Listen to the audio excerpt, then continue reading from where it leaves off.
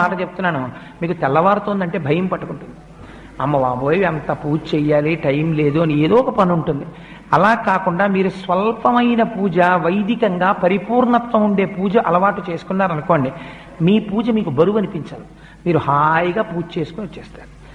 ఒక్కరోజు మీరు ఎంచుకోండి, ఏదో ఒక రోజు నేను ఒక శనివారం నాడు ఇలా పూజ చేసుకుంటాను, లేదు ఒక సోమవారం నాడు చేస్తూ ఉంటాను, లేదు ఒక ఆదివారం నాడు చేస్తాను. ఆ రోజు నియమం పెట్టేసుకోండి, నేను ఈ రోజు విశేషార్చన చేస్తాను అని నియమం పెట్టుకుంటే ఒకే ఒక్కరోజు, ఆ ఒక్కరోజు చేయడానికి మీ మనస్సు ఉరకలు వేస్తుంది. ఇవాళ నేను విశేషార్చన చేస్తాను అని అదే పూజ ఎక్స్పాండ్ అవుతుందంటే, అదే పూజా విధానం కొత్తగా మీరేం చేయక్కర్లే. కానీ అలా ఎలా పెరుగుతుందో మీకు ఎక్కడికక్కడ చూపిస్తూ ఉపచారములు మనం చేస్తాం శాస్త్రంలో. అవి మీ మనస్సుని తీసుకెళ్లి భగవంతుడి దగ్గర నిలబెట్టడం కోసమని ఉపయోగించాలి. అంతేకాని వాటిని మీరు